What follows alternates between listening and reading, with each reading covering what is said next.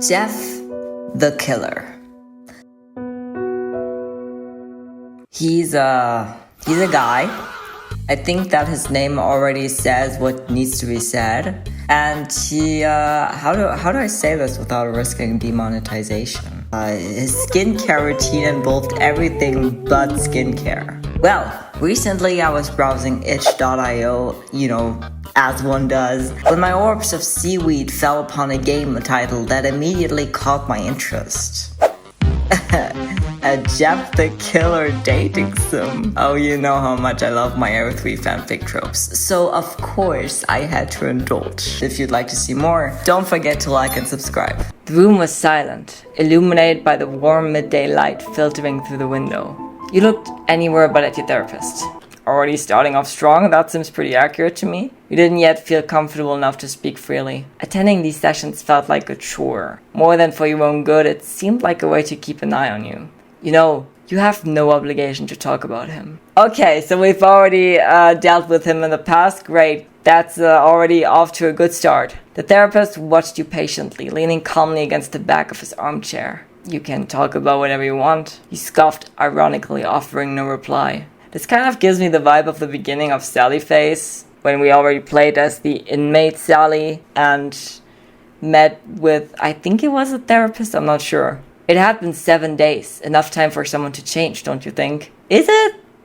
Is 7 days enough for someone to change? I don't know. Instinctively, you raised your hand to the left side of your face where a patch covered your left eye.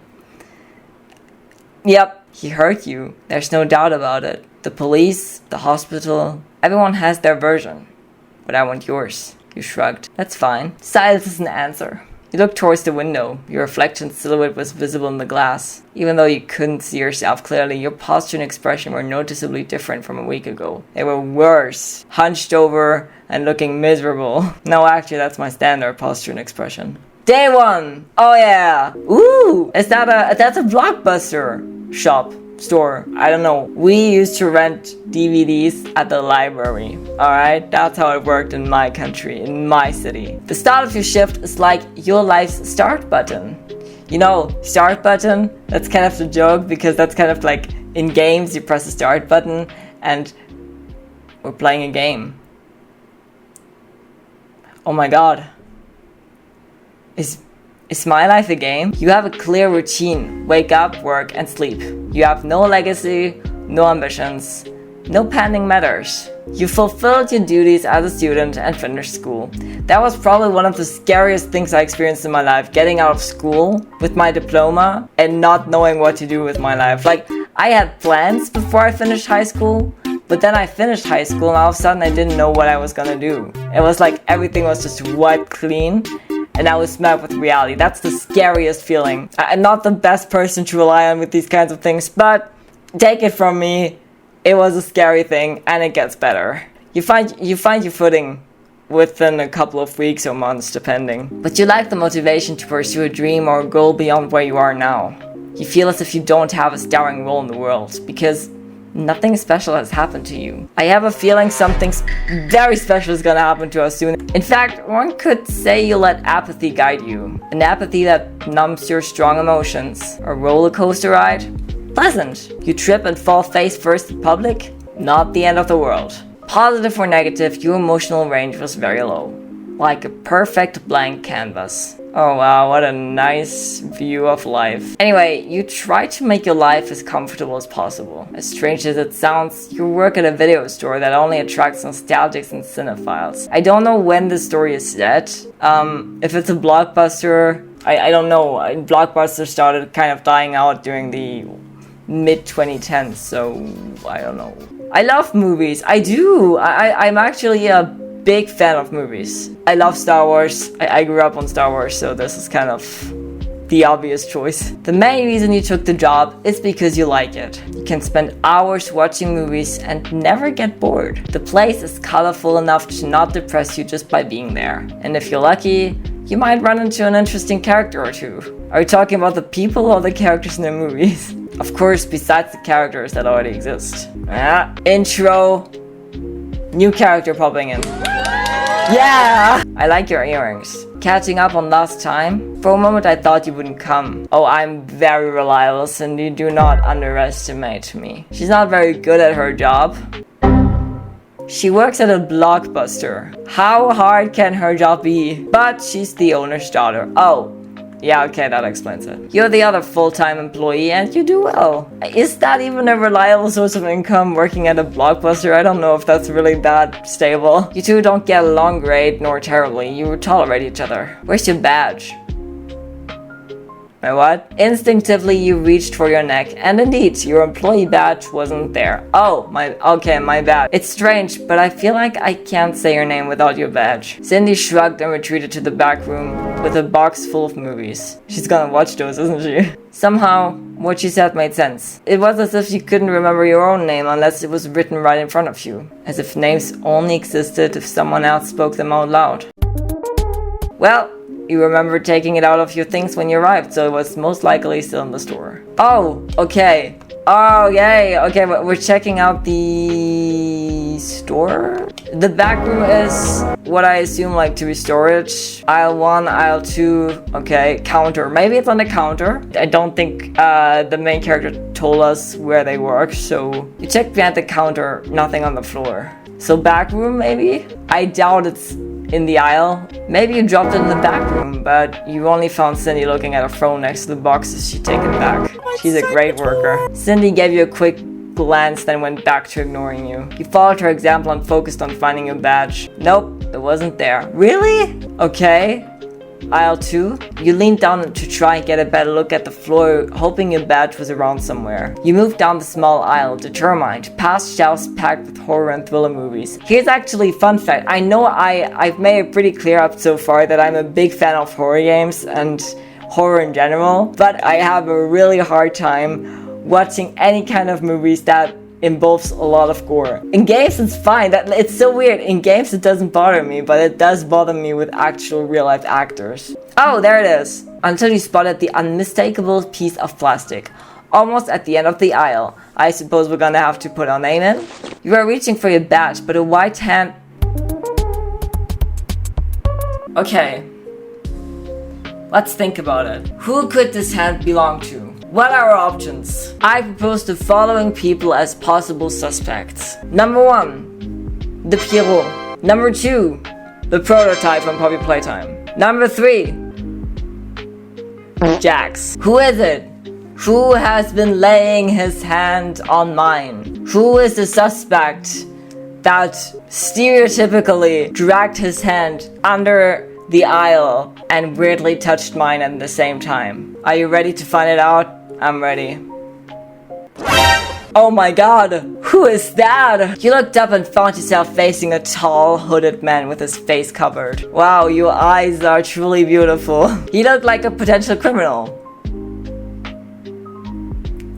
Might want to keep that in the back of your head. I think you're not too far off. But you didn't have the energy to worry.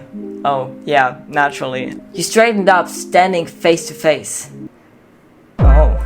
The man seemed to ignore you, more interested in your badge in his hand. Is this yours? No.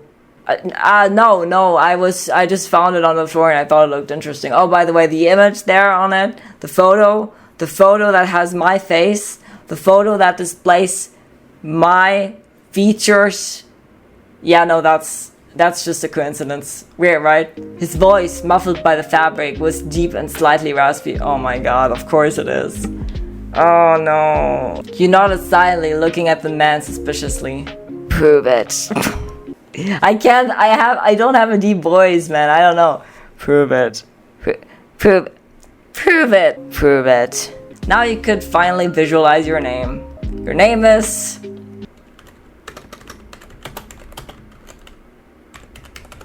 Yep.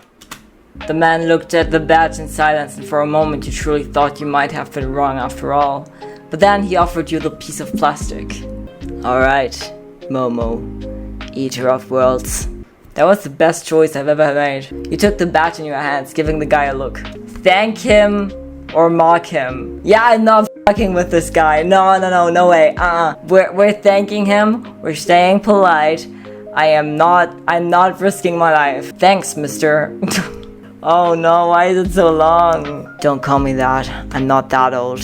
Ooh, okay, this is gonna be a hard one. Sorry, but I have no way of knowing when I can't see your face. No, I don't think I want to see your face. It's fine. I guess you have a point. Besides, from the skin on your hands, I can tell you're not exactly a young fella. Wow, you're doing... I even tried to be peaceful. I actually tried to be nice and peaceful and polite, but you are risking it. Yeah, I get it. The guy's voice sounded irritated.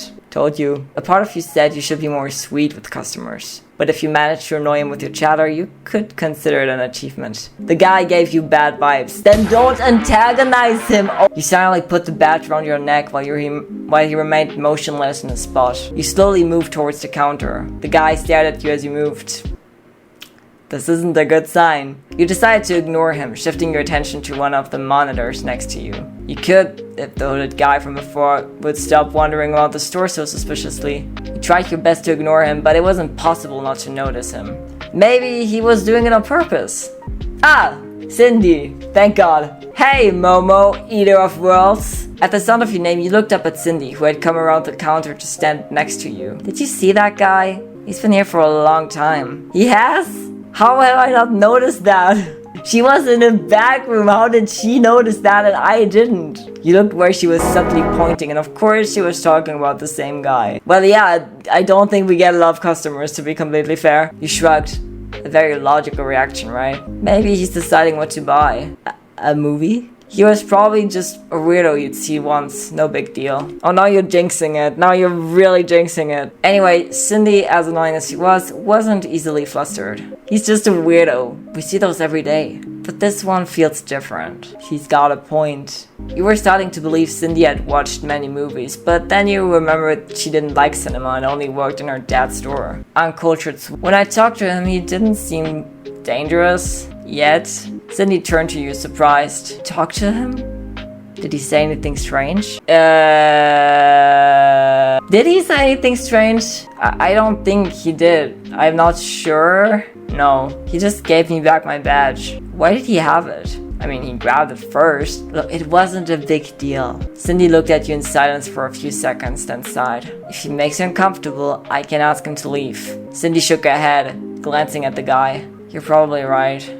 Yeah, I'm always right. Okay, I'll leave you to it. I go check the inventory.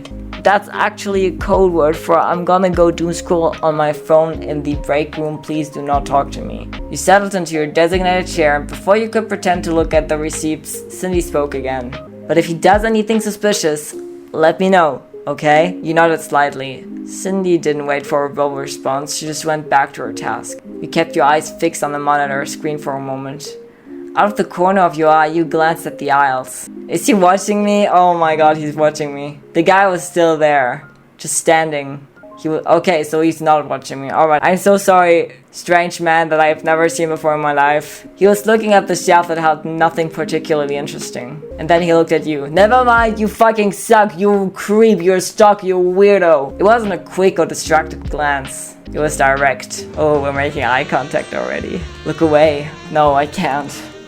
I have to meet his gaze to make this more intimate. You returned his gaze with the same intensity. I licked my lip. I bit it.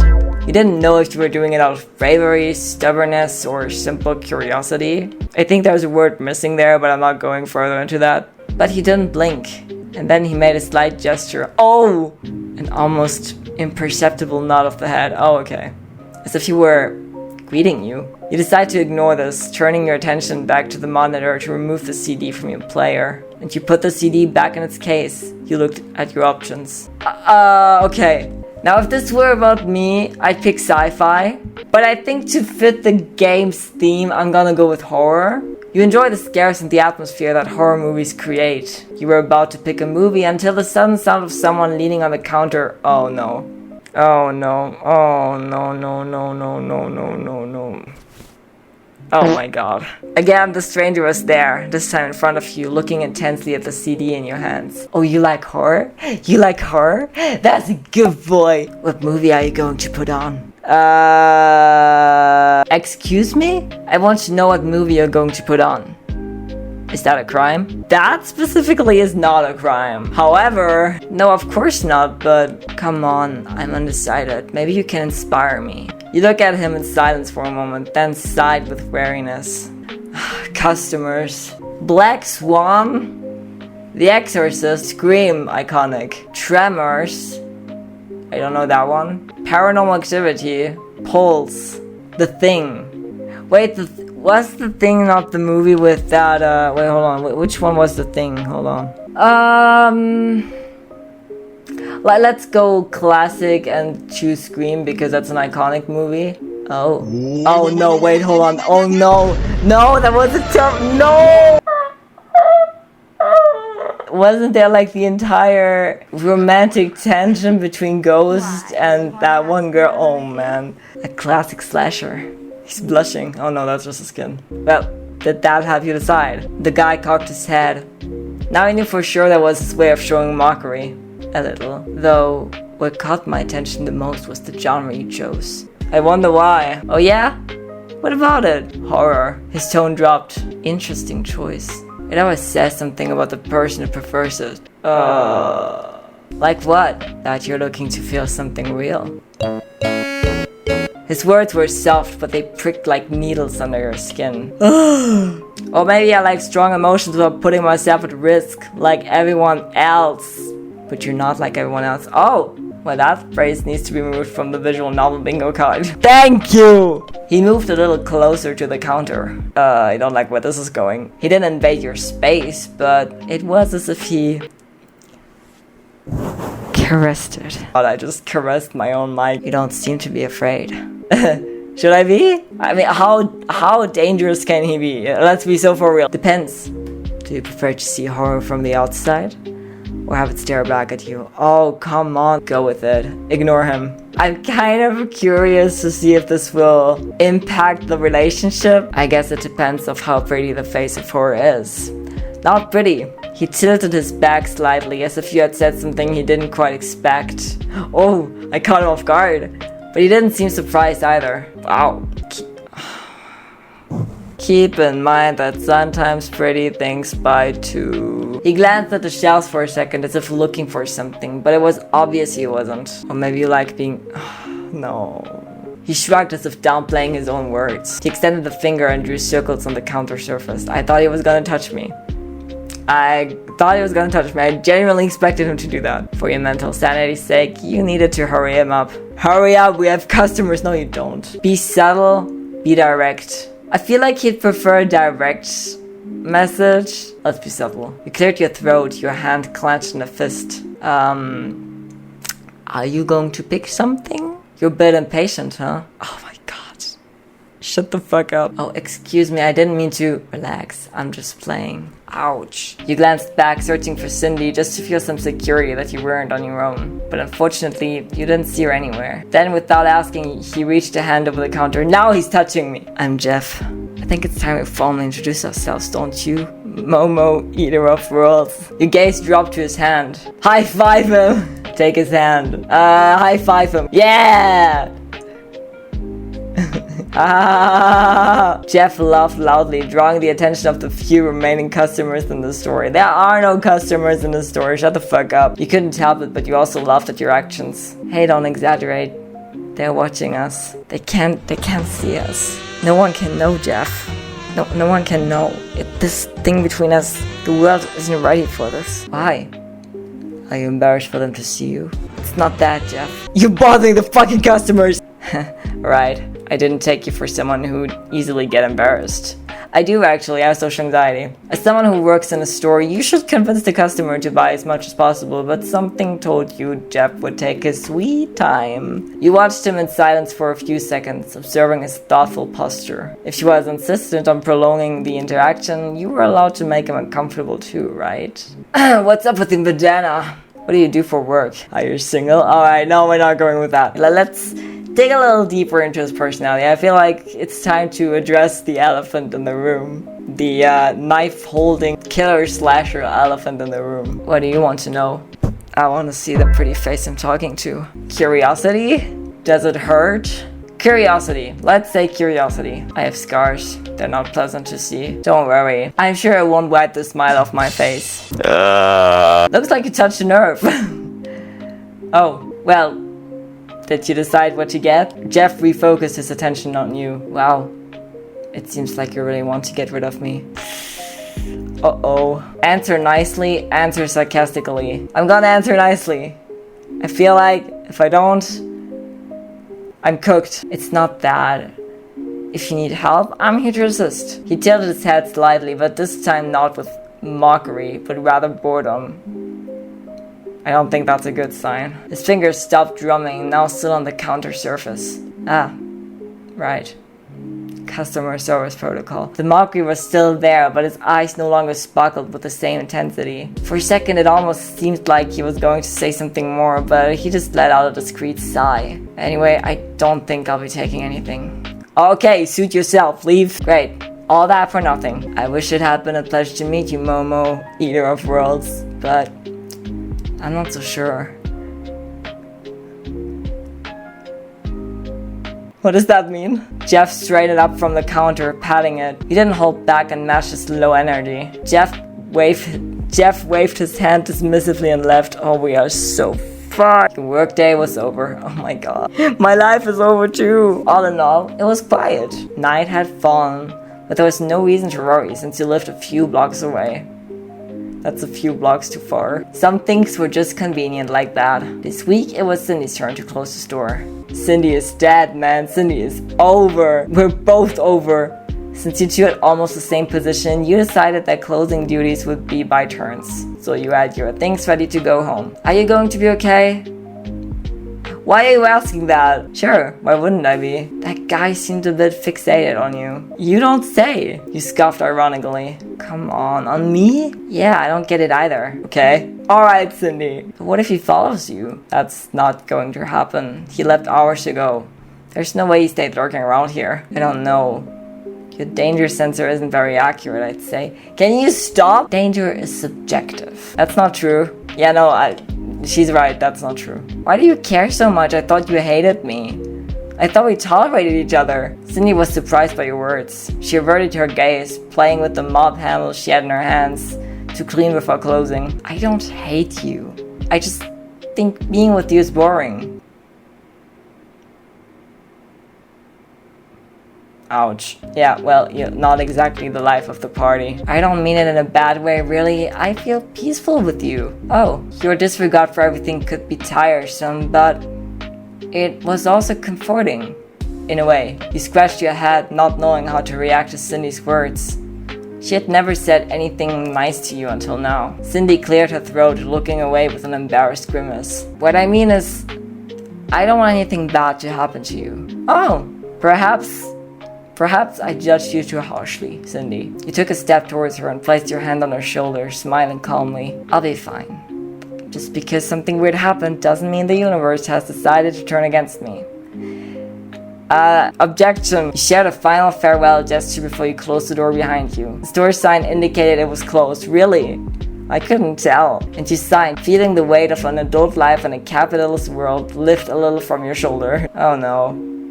It was part of the routine, saying goodbye to Cindy and finally going home. You'd live on your own since you started working, so you had no extra responsibilities to worry about, which gave you space to focus on your own needs. It wasn't an extraordinary life, but it was functional. You worked during the week, earned enough money for rent and bills, and rested on weekends. Wow, what a fulfilling life. Even though the street was well lit, the atmosphere remained gloomy as you walked towards your apartment. It had always been like this. Nothing to fear, right? Oh no. I just keep running. Suddenly you heard quick footsteps behind you. Ah! And the music is starting. You turned to react but felt arms wrapped tightly around your neck, immobilizing you. Oh, I'm so fucked. Oh, that was, what was that? You struggled to break free, but then you felt the pressure in your stomach. A cold sensation branched from your stomach to the rest of your body, and you could swear you felt your guts spilling out. Oh man! Your body convulsed after being pierced, so that's when the pain hit. It hurt. Really? It was so intense you couldn't feel your limbs. Is this how you were going to die?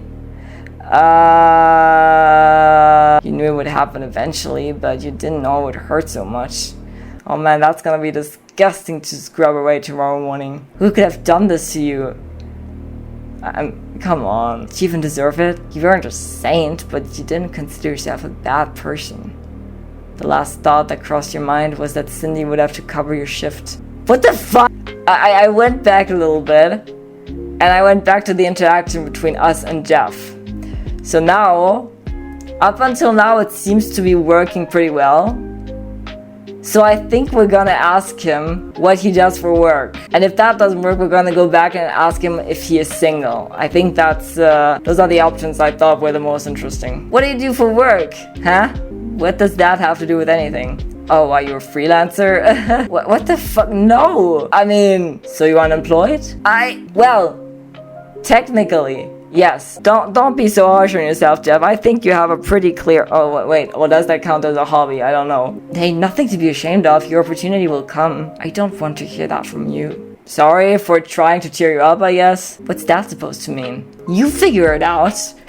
Well, did you decide what to get? Jeff refocuses attention on you. Wow. Seems like you really want to get rid of me. Answer sarcastically. No, not at all. I love wasting time with weirdos who walk in circles as if they're lost in the supermarket. Okay, that seemed to work. Jeff's eyes widened, feigning offense. Okay, alright, that's what I was scared of earlier, but alright, sarcasm works on him. Hey, that was mean. You're going to make me cry. Oh, can you even cry? He clutched his chest dramatically, then chuckled again. This time his laugh was softer, more genuine. I don't know if this was funny because I talked to you or because I ruined your day. The statement came out with unsettling frankness. You didn't know how to react, but you knew that in the end Jeff had done things on purpose. He wants to spend time with me. Ha! Because he likes me. Well, at least you admit you weren't exactly a delight. Sure, I'm not an idiot. I know what kind of reaction I get from people. Jeff shrugged and tilted his head, questioning and mocking. Do you treat all customers like this, or am I special? You are special. Especially going on my nerves. You couldn't tell but let out a small laugh at his words. You know what? I don't usually spend so much energy on strangers. Correction, I don't ever spend any energy, but you earned it. Jeff straightened up suddenly, pleased, as if he had been told he achieved a great feat. Alright, this is going in a better direction than the last one. I'll take it. For a moment, you thought Jeff meant he appreciated your words, until you noticed his eyes were fixed on the movie you had chosen to put in the player. Oh, okay. So this is kind of like a gentle robbery, alright. Oh, great, you said with relief. Finally, Jeff would take something, and it was something you knew he liked. You felt good about doing your job well after all. Oh, he's gonna pay for it. Okay, never mind, I take it back. Thanks for shopping with us. Jeff nodded, taking the movie in its bag and headed for the exit. He waved goodbye and you reciprocated with your own hand, though not as enthusiastically as his. Well, you managed to sell something to the weirdo of the day. It was an accomplishment after all. Your workday was over. It had always been like this, nothing to fear, right? It was then that you felt your arm being pulled violently to one side. At least this time he's not stabbing me in the back? Oh great. You were dragged into an alley beside the street. It was slightly darker, but a street light nearby allowed you to distinguish what was in front of you. Oh boy. Since the sudden action disoriented you, you were slow to react. What the fuck? The sound of a slight blow to the side of your head interrupted you, and you realized the person had cornered you against a brick wall behind you. Okay, hold on. He has me pinned against a brick wall, and he's in front of me, and he's pressing me into it, and then we lock eyes, like we did earlier, and we start closing in, and our faces are super close, and I pucker my lips, and he pulls down his bandana, and I fucking scream! You glance at the person's arm, a familiar white sleeve covering an arm reaching from your blind spot. You grew tired of the suspense and finally looked up at the person who had cornered you. You had an idea what it might be. At least I'm not fucking stupid. Oh! What a charming face. Momo, eater of worlds, we meet again. Uncertainty filled you at the sight of a white, scarred face. Jeff had removed his hood and bandana, revealing his face. His skin varied in colors and textures. His nose was sunken, his milky blue eyes were deep set in dark circles. And you were certain you hadn't seen him blink once. Right, I think there was something about him burning his eyelids off in the original story. But what caught your attention was the scar that ran across his mouth. It didn't look like a clean cut. And the way it distorted his expression sent a shiver down your spine. You assumed his face would have imperfections he'd want to hide to avoid stares from strangers, but considering the bizarre situation, it wasn't surprising. Jeff, certainly you were at a disadvantage here, so you tried to think of ways to turn the tables. Wow, who would have thought? At night, someone alone. Gloomy alley. Classic. I mean, I did say I liked horror movies, so Jeff chuckled at your sarcasm. You don't drop the act, huh? Ah! Away! Go! Knife be gone! Now, make sure you give me a good show. No! His voice was raspy, accelerated, with an anxious tone. He seemed impatient. A show? What kind of show? Fierce, exquisite, he whispered, almost and unnecessarily poetically leaning towards you. His breath, smelly by the way, grazing your face. Hey, no offense, but your whole approach feels very cliche. Jeff tilted his head to the side. You would have sworn it was his equivalent of raising an eyebrow. This isn't the time for jokes, don't you think? Yes, it is. Yeah, well, I really don't know what motivated you to attack me. I thought we were getting along. Oh, he's gonna say something like, I don't get along with anyone. I'm a loner. I'm a loser. Jeff pressed the width of the blade against your cheek, the cold metal against your warm skin. Are you asking what makes you special? Oh, okay. This is gonna go like in a fanfiction direction. I know those. Okay, so I'm gonna be like super cold and super direct towards him, and he's gonna be caught off guard, and he's gonna be so amazed by me, and then we're gonna do something that is not entirely appropriate for young audiences. And then I'm gonna be like his partner in crime, right? And then we're gonna be like this super awesome Bonnie and Clyde duo, but homoerotic. Is being special having you drag me into a dark alley? Wow, you must not be very popular. Jeff snorted in annoyance. He grabbed your shoulder with the hand that cornered you and slammed you against the wall behind you. That's not very gentle. I mean, I like it rough, but you felt your head hit the rough texture of the surface, making you wince. Apologize. Tease him. I'm gonna try that.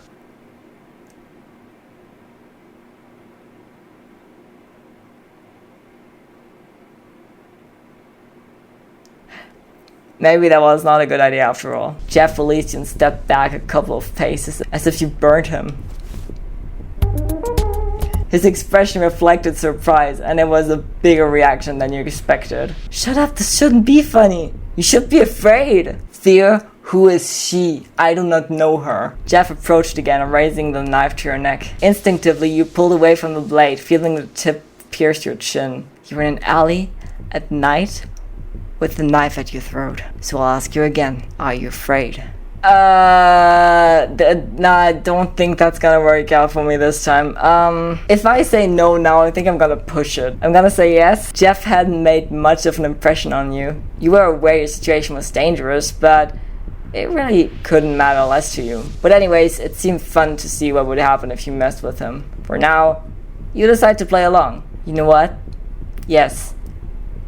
I'm afraid. Jeff recovered his spirits, extending his wide smile. He lowered the knife, but kept it in his hands. He wasn't threatening you. Maybe he wanted to keep having fun with you. Good. Good. That's what I wanted to hear. Typical. Now, what scares you about that? He's getting off on that. Evidently, Jeff enjoyed seeing fear in his victims. He's a little freak. For now, you managed to keep him happy enough to maintain a conversation with you, but maybe he wanted to dig deeper. Perhaps he liked knowing in detail what he provoked in his victims. That's funny. Can you accept the challenge of indulging him? That's a bit too classy. He's insane. He's going to kill you. He took off the hood for me to see his face. So obviously he sees his face as some kind of weapon that he only shows to people in order to frighten them. So I think if I say his face, it's probably gonna be like, oh yeah, that's what I wanted. My face. You're not the only person to say that. Yeah, well, it's a look. Unique. Jeff's smile stretched. Oh look, a face only a mother could love. Are you saying I'm beautiful? Well, he seems vain about his appearance. Sure. Your scars are enchanting. This is more fun than I thought it would be. Anyway, why are you attacking me? Jeff stared at you in silence for a few seconds, his smile static. He felt like demanding he blink. I think killing you will be fun. Wait, no, that's not what I wanted. You had hoped he was just a simple thief going through an angsty teenage phase and only wanted to scare you. But it turns out he was a madman who genuinely intended to murder you. You hit the jackpot. And I thought I had won your heart. Oh, that takes a lot more than just one day. That seemed like useful information, but for the future, you should focus on surviving now. I know. Let's play a game. Oh man, come on, that's the most basic thing. Play what? Checkers. A simple game of tag. What happens if I win? Yeah, fair enough. That's what you like me to say. He was an idiot. A very dangerous idiot. You had to choose carefully. I chase you? Alright. Excellent! Jeff let you go and stepped back a couple of paces. I'll give you a 10-second head start. You didn't hesitate and ran towards the alley exit. Your legs trembled, but you forced them to keep going. You didn't want to be a victim of murder after all. Yeah, that would really suck. That means Cindy would have to catch up on my shifts and I really wouldn't want that on her. If you had to die, you'd prefer to die painlessly. Hey, that's not fair. The bastard is counting wrong. But it was your fault for trusting what he said. Yeah, that is my fault. What could you expect from a madman? You burst out of the alley, almost falling, but adrenaline kept you going. Go left. If you can't get home, you'll be safe. Almost there. Just a little more. A too heavy weight fell on you, pinning you to the ground. That was fun. You froze at the sound of Jeff's voice, then struggled, hoping to shake him off.